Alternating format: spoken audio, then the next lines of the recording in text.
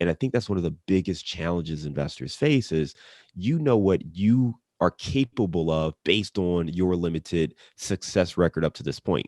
So if you've only done an Airbnb rental, maybe you think you could do 2 or 3 Airbnbs, right? But to buy a 12-unit building, oh my goodness, that sounds daunting. If you've bought a 3-unit building, maybe you feel like you can get a 5 or a 6-unit building, maybe an 8. But to buy a 50-unit building, oh man, let's not press it, right? So we had these limiting beliefs that slow us down. And what we have to do is find ways to attack those limiting beliefs and show us that it is possible. Welcome to Real Estate Deal Closers with Anette, Talie, where we focus on the deals. Our guests are real estate closers who will share in detail the whole process from finding a deal to closing it, as well as strategies and tips to help you do the same. Here's your host, Anette, Talie. Welcome to another episode of Real Estate Deal Closers. I am your host, Anette, Talie, and my guest today is John Casmon. Welcome, John. Thank you for having me today. Super excited to talk to you today. You have an amazing story and I can't wait to share it with everybody. But before we start, let me tell you guys a little bit about John. He is a real estate entrepreneur who has partnered with busy professionals to invest in close to 90 million worth of apartments. Incredible. John also consults active multifamily investors to help them start and grow their business. He hosts the Target Market Insights Multifamily Plus Marketing podcast and is the co-creator of the Midwest Real Estate Networking Summit, a no-pitch event to connect like-minded investors. Prior to becoming a full-time investor, John worked in corporate America, overseeing marketing campaigns for General Motors, Nike, and Coors Light, while building his personal multifamily portfolio. Awesome. So, John, that is an incredible asset to have, being in marketing and doing, apartment investing, because you have to market yourself to people. But how did you get into real estate? Yeah, absolutely. So thank you for having me on the show, right? And you're right. Marketing is a great background to have, and it absolutely has helped me kind of navigate. And it took me a while to figure out how to really unlock that skill set to leverage for real estate. To answer your question, I got back into real estate in 2011, 2012 was my first deal. And to understand how I got into it, you have to rewind the clock a little bit more. So there's a little purple book that I'm sure you and your listeners are familiar with, right? Rich Dad, Poor Dad. And they talked a lot about different themes. And a lot of people talk about it because it was their introduction to passive income. It was their introduction to investing in real estate and commercial real estate. And that's all true. And that certainly was relevant for me as well. But there was one thing that stood out to me that I very rarely hear people talk about. And it talks about you should work to develop skills, not just for the paycheck. So it's not about, just working these jobs and being great at it, but try to develop skills. And that always stuck with me. So as I went through my marketing career, I always went through it with the lens of how can I leverage, this skill? How can I learn marketing? How can I learn event promotion? How can I learn, social media, digital media? How can I learn TV, radio, copywriting, all these different things? So I was always trying to develop these skills because I felt like they would be transferable, and that came into play. During that process, I worked at some of the biggest companies and on some of the biggest brands and some small companies too. But I was working at General Motors, and I was there from 2007 to 2011. And if you recall, that was the time where the company went bankrupt at the end of 2008, 2009. So I was at this company where we went through bankruptcy, and I watched some of my colleagues get let go, and I felt like the emotional stress every day. And I remember one colleague in particular, he got let go and he left a voicemail to everybody on the team expressing his frustration and disappointment and sadness and anger and every emotion you can think of. I'm just listening to this voicemail like, holy crap. And this guy spent 22 years at the company. He was diabetic. He had no idea he was going to get his insulin shots. And he was just venting. Just it's kind of crazy, but you just have to picture like this chaos and this fear that everyone had about their own job security. And here was a guy who lost his job and had no plan. He had no plan B.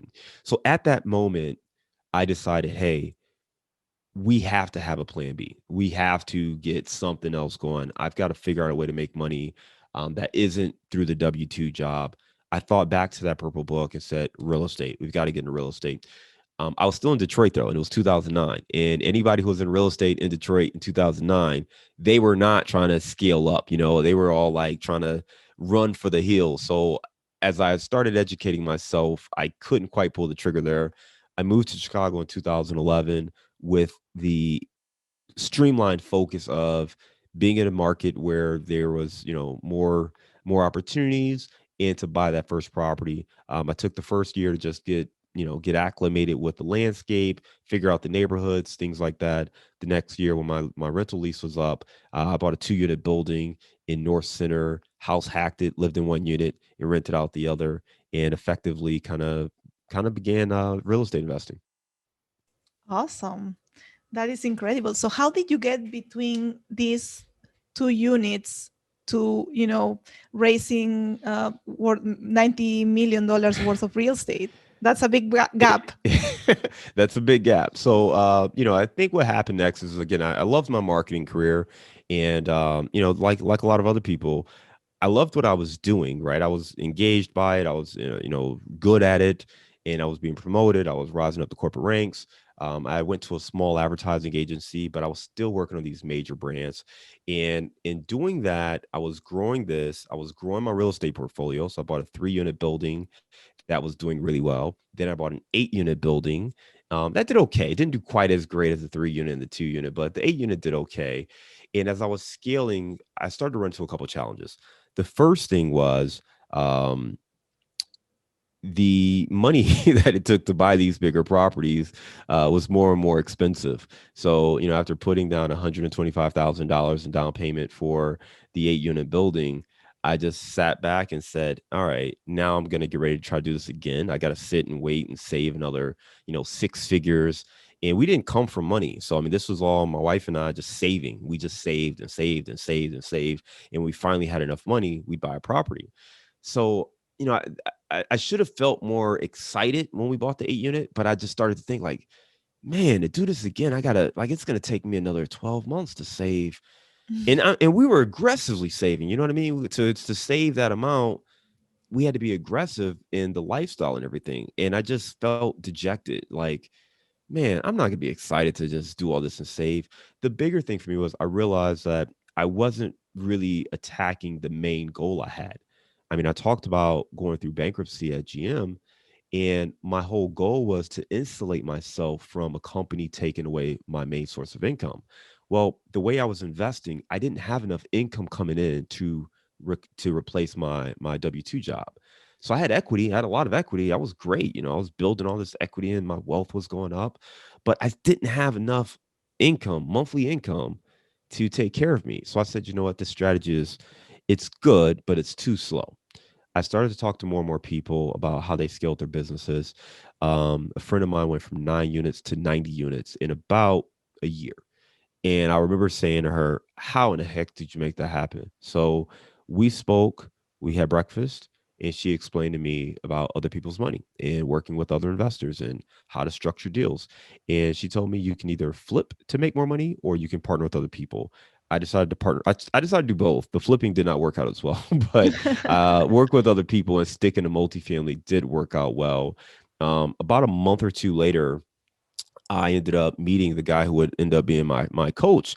And it really wasn't that I was looking for a coach. And I tell anyone this, the thing you want to find is you have to take advantage of the resources around you.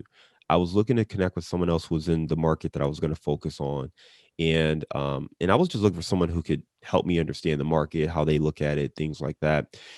This person mentioned that they had their own coaching program. I thought it worked out great.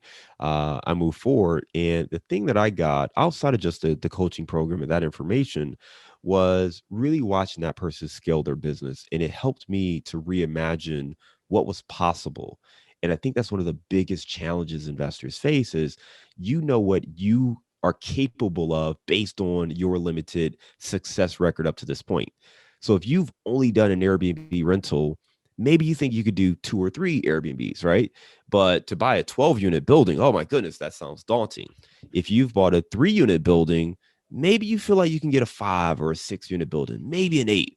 But to buy a 50-unit building, oh man, let's not press it, right? So we had these limiting beliefs that slow us down. And what we have to do is find ways to attack those limiting beliefs and show us that it is possible. And one of the best things that happened to me with hiring a coach wasn't really the coaching. I mean, that was great too, but it was watching this person grow their business. And then I stepped back to say, well, what did they do to do that? Well, can I do that? How can I do that? I think I can do that. I should do that. I'm going to do that. And then as you start taking those steps, those walls come down. And that's ultimately what ended up happening. So for me, surrounding myself with people who were doing this made it much easier for me to grow and build this business. Wow, you are just like preaching to the choir here, because I had just this exact same conversation with somebody else about how sometimes we have these limiting beliefs, and the only way to change that is like surrounding yourself with people that are doing what you want to do. Because I am that way. Like when I want to do something and it seems impossible, but then I see somebody around me doing it, I'm like, if they can do it, I can do it. Right? Like it's like, yeah, like let me just figure out how they did it, because if they can, I can do it too. So yeah, that is amazing. Surrounding yourself with people that are growing, you're gonna grow. And the opposite is also true. If you surround yourself with people that are doing nothing, you are gonna do nothing, because that's what you're gonna see. The Deal. All right. So John, what deal do we want to talk about today? We've got a few different deals. I think what might be a fun deal to talk about is I've got a 28 unit that is probably a good balance for the listeners of this show, because it may be a stretch deal for some folks. It may be a little bit where folks are at today or a little bit beyond, but I think it's big enough where most folks can at least understand the deal, and a lot of the mechanics are similar to larger apartment syndication deals as well. Awesome. All right. So where is it located and what So asset type? yeah, it's in Cincinnati. It's a 28 unit apartment building. It's kind of a C property that we've kind of converted to more of a C plus B minus apartment building. All right. Awesome. So how did you find this deal? So, as I mentioned earlier, I knew Cincinnati was a market we were going to lock in on. So, part of my goal was to find properties in Cincinnati before I moved here so I could have a nice transition. Again, in my head, I was going to be leaving corporate America, going full time real estate. I was going to have built this portfolio, and it's just going to be a smooth transition, right? And for some folks, that's exactly what happens. It just wasn't what happened for me. With that said, that was my vision. So, um, I I would come into the market anytime my wife wanted to see her family. My wife's from Cincinnati, so that's why I was looking here. Anytime we came into the city, I made it a point to meet with brokers, property managers, other folks who were in the area, just to connect, get my name out there, start to see more and more deals. You know, there was one property that I found on MLS, and I thought it was a good fit. It was a 22 unit. I reached out to the broker, and the broker said, "Hey man, that deal's gone. I already got it under contract, but I'll keep you in mind for future deals." So we had a phone call. I shared a little bit more about my story, what I was looking for, and I just made it a point to follow up every couple of months with him. Well, fast forward about maybe another 6 months, he sent me a deal, and he said, "Look, I've got this deal. I'm sending it to 5 people. You're one of the 5 people. If I don't get an offer in the next 5 days, I'm going to blast it out to everyone else and put it on MLS, and, just try to get the biggest audience for it possible." So I did my initial underwriting, and I've been looking at deals nonstop in this market. So I did my initial underwriting, and this was the best deal I've seen in my entire time looking at deals in this market. So I pounce on it. And first of all, I double check my numbers, because I'm like, something's probably wrong. There's more of a likelihood that something's wrong here than it's a great deal. So I pounce on it. The numbers look right. They look good from what I did again. And I pounce on it. I have my sister walk the property just to make sure it's not like, falling down or whatever, and it's actually there. And she confirmed some stuff for me, and I go ahead and submit my offer. But found it through a broker, but it was, kind of a pocket listing. And it was really about building that relationship. I think a lot of times, people want to know how to get taken seriously, and you have to focus on building the relationships, and that really led to us getting that deal. Awesome. Absolutely. I think that's where you get the deals. I did a happy hour recently with 6 investors, and we concluded on that the best deals are not on the market because they are sent to people like that investor sent it to you before he blasted it to everybody. So awesome. All right. So what was the listing price or the whisper price, and what did you get it for? I believe the whisper was 850. I think we initially had it under contract at 835. When we got into our due diligence, we found some things that were pretty significant that we would have to address. So we ended up closing on it at 785. Oh, that's pretty good. What did you find? What type of items? Because I think there is some people talk about like, oh, I when I offer, I'd never retrade because I want to have a good reputation. But I feel like if there is items that are concealed, there's no way that you could have known until you do an inspection. And if it's warranted, then you have the right to retrade or lower the price if you're gonna incur in significant expenses. But I guess some people have different opinions on that. Yeah, I mean, I think that comes down to the asset type, who the competition is, who the broker is, the owner is. Like, there are a lot of variables, right? Because you don't want to build a reputation of that. But on the same note, it depends on the story. Like in this scenario, I was given 5 days and I lived in a different city, right? So I don't have the time to go and do a lot of the due diligence that maybe I would have done, and to go get quotes and all that kind of stuff. This wasn't that situation. This was send somebody out there just to fit, just to walk around and make sure this thing isn't like, a crack house. And once I got that, like, nah, it looks fine. Cool. Like, here's the offer. But when I write offers, and I'll give your audience a great tip here. Whenever you make an offer, you should put in what your expectations are or your assumptions.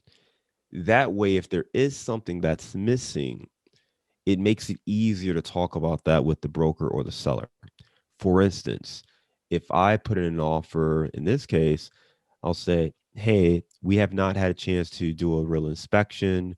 This offer, this offer is assuming that the roof and mechanicals are in good working condition, and that we'll probably need to spend a little bit of money renovating the interior units, and that's how we arrived at this offer. Well, if we get into due diligence and the roof and the mechanicals are not in good working order, there shouldn't be any confusion or pushback that we now need to talk about how we compensate that. Or ideally, when they receive that offer, they say, hey, man, we actually think the roof is at end of life. You may want to take a look at it, because they don't want to be in that situation either. No Right. broker or owner wants to be in a situation where now we have to retrade. Even if they decide they want to go with someone else who doesn't have that provision, at least it's clearly communicated up front. So I think as an investor, you want to make it easy to communicate and work with as best you can. So that's what we try to do. And I'll tell you a quick story. I did a deal, or didn't do a deal. I put an offer on a property, and I did the same thing I just told you. And the broker called me and said, hey, I didn't see anything about electric in your cover letter. And I said, yeah, what's up with the electric? He's like, yeah, it's got there's these old breaker boxes that is pretty prevalent here in Cincinnati, where a lot of the insurance companies will not insure, or the insurance premiums like through the roof, or they'll ask for it to be remediated. So he's like, it has those breakers, and I didn't see you call that out. And I was like, I had no idea. Thank you for letting me know. And he's like, yeah, just, I know how you work. So I just want to make sure you saw that and knew before we got too far. So I went back around my numbers. It completely changed where we could make an offer, because we would need to fully basically upgrade the entire electrical system. And there's no, investors don't get an ROI. Renters do not Mm-hmm. pay a Mm-hmm. premium for electricity that's up to code. So I'm not Right. going to recoup that money. So it changed the NOI. So that's one of those important things that you want to just communicate with brokers. Yeah, absolutely. I think though, like right now in this market where deals are hard to find and are going fast, how do you compete with people that are just offering, unseen and full price? Um, because you're going to have contingencies, right? You're telling them the assumptions that you're taking. But I think, a broker that will look at your offer will know that you did your homework and that you're not going to come back and retrade everything, that the other people are just ignoring just to get under contract. Well, I mean, so we coach other like clients on how to get into deals, and one of the things I would tell my clients is you have to understand the property, the situation. I'm not someone who judges the offers other people make. I don't know what their assumptions are. I don't know what their goals are. So I can't say someone's overpaying or anything like that. I don't know. I know it's crazy. I know it's hot, but again, everyone has their own situation. So in that scenario, what I would advise my coaching clients is this. You want to go in and you want to be able to justify your offer because even if you don't get this deal, you want to stand out as a credible buyer for that broker. You want to be quick, you want to be efficient, and you want to be clear in your communication. So what I would suggest in that situation is do whatever due diligence you can do at that time frame, and then what do you feel comfortable offering? Because the price is just one thing. You mentioned the contingencies. If you have no contingencies, well, if I'm a seller, that's great, right? If you're going to put money hard, well, as a seller, that's great. As a buyer, not so much. Mm. So you have to really be confident in your due diligence process. Now, in a lot of these deals, depending on the size, a larger deal, they're not just going to take the first offer that they like. They're going to do a formal call for offers where they're going to ask everyone to submit an offer on a certain date. So that gives you time to go in and do your proper due diligence, to go in and get a sense of how aggressive do you want to be on an offer, and put together a game plan. Well, some of these other deals, especially if it's smaller, they may put it up and it may be under contract in 48 hours. So you're right. You're going to have to move quickly. But what I would say is, and what some folks like to do is just tie the deal up, right? You can figure out what work you can get done, what inspections you need to get done in 24, 48 hours. But there are ways to do that and make it work. But there's some nuances there where you kind of need to know what approach to take. And it's great to have someone in your corner who does that and who's been there, who can help you navigate, what strategy to play in that situation. Absolutely. Absolutely. All right. So let's go back to talk about the deal. So you negotiated down the price. That's awesome. So how did you fund the deal and finance it? Yeah, so I partnered with one person, so one investor. We basically came together and put together the funds. We put up about 60K or something like that. They put up the remaining like 200K, and that was used for the down payment. The bank provided a 75% LTV or 80% LTV loan, and then they also did the construction loan. So that's kind of how we put the capital together to fund it. So this was a regular bank or a community bank? This was a regional bank, so this is a local kind of yeah, really more of a local bank. Right, because it's under a million, so it's Hmm. probably easier to get financing from a local bank or regional bank. All right. So how did you how so you had did you raise any money for this one, or you just went partners? Yeah, well, one partner. So we One raised the partner. money from Okay. that partner. So we are more the active lead, but they're involved. So they're technically active, but we do all the work. Okay. So Cool. All right. So what's your exit strategy for this property?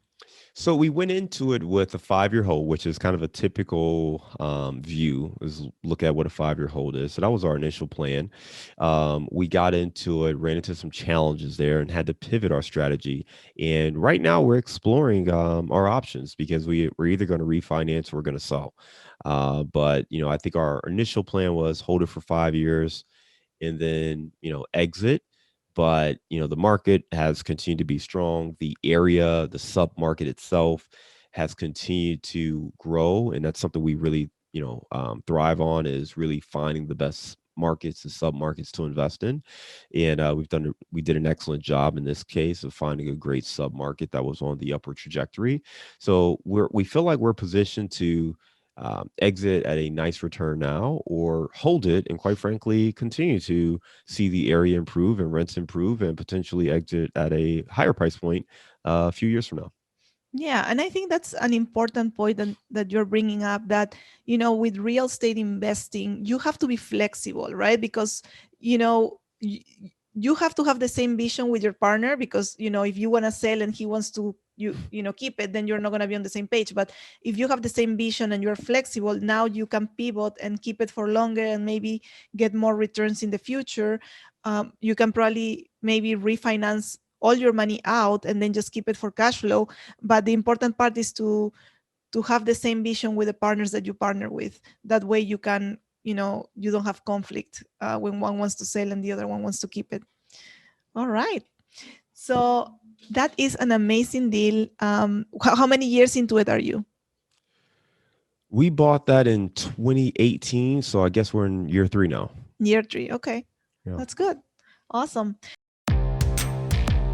Productivity hack.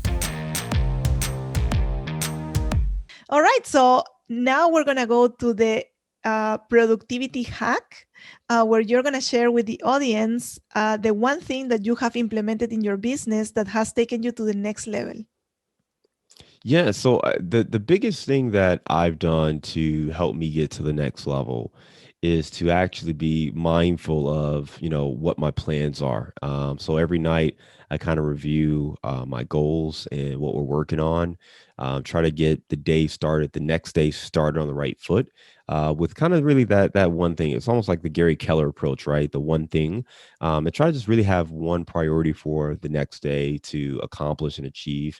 And if I can go and wake up going into that day with a clear plan, it makes it much easier to be efficient and motivated and energetic throughout that day. Awesome. I love it. Yeah, I read that book, and, I really like the one thing, like sometimes we're overwhelmed with a lot of things that we need to get done. But if you just focus on the most important thing and you get it done, then everything is just not that important. So awesome. Expert tips. All right. So now we are in the part of the show where you are going to share 3 expert tips. So what do you want to share with us?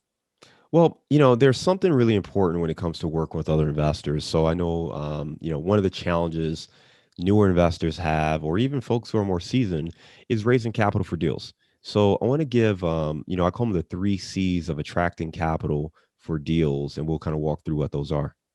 Awesome. Let's do it. All right. So the first C is confidence. And by the way, there's 6 C's in total. But for the sake of this purpose, we're only going to focus on the first 3. But the first C is confidence. Now, when I say confidence, what I'm talking about is really preparation. I'm not talking about blind hubris. I'm talking about the ability to feel like you have prepared. You've educated yourself. You've done the research. You've done your homework, and you're ready to go. Confidence comes from preparation. So make sure you are taking the time to get to know the deal, the market, everything that you need to know to feel confident in your preparation. You will never know everything. You will never be able to answer every single question with 100% certainty. So that's not the goal. The goal is simply to make sure you're prepared. You're prepared. You've studied your stuff.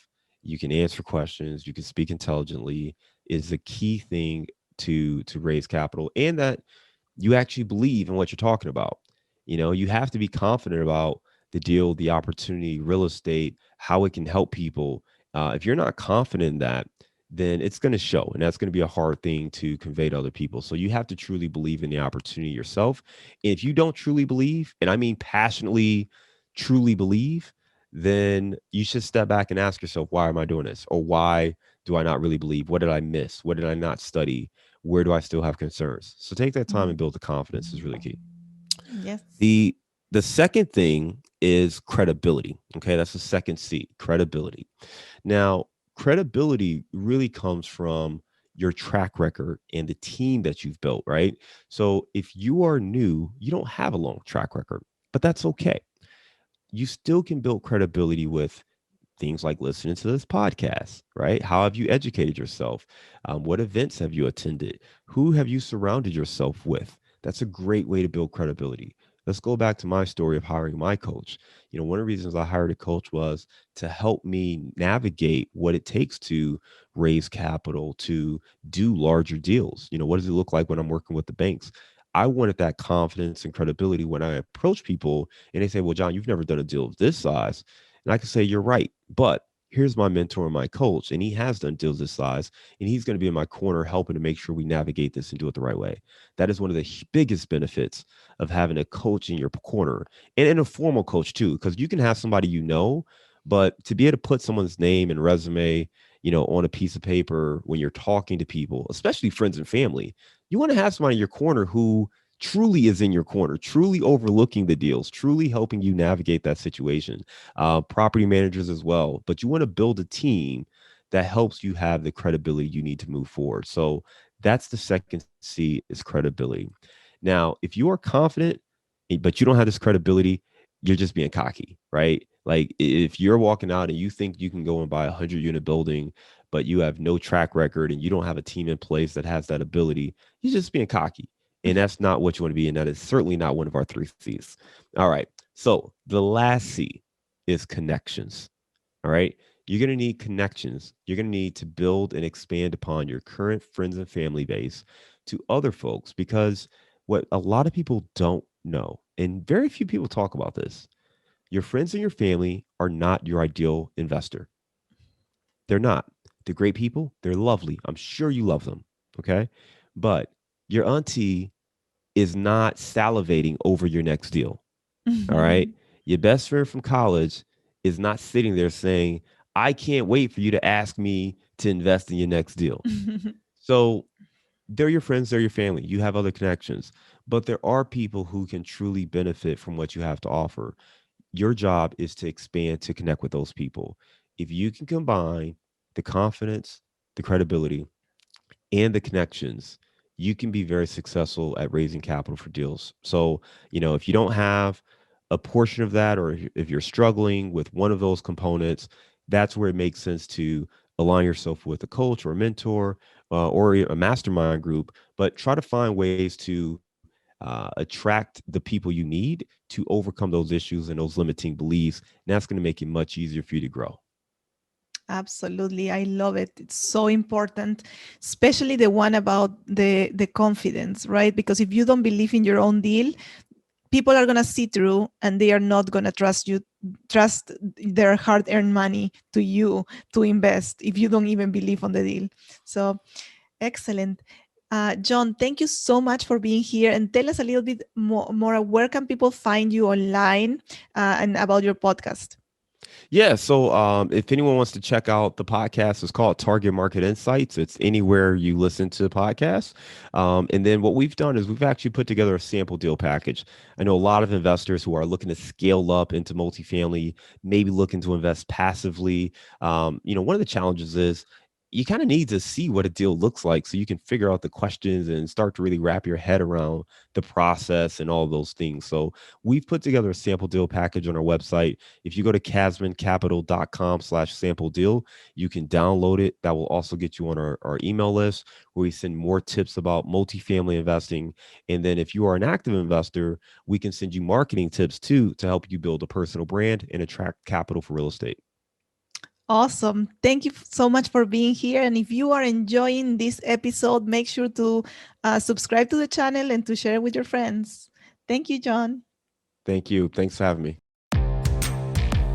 This was Real Estate Deal Closers with Anette Talie, brought to you by Talie Investments. We hope that you enjoyed this episode. Our goal is to provide amazing value on your real estate journey. Connect online at www.talieinvestments.com, where you can find this episode and more. Did you like this episode? Subscribe, like, and share.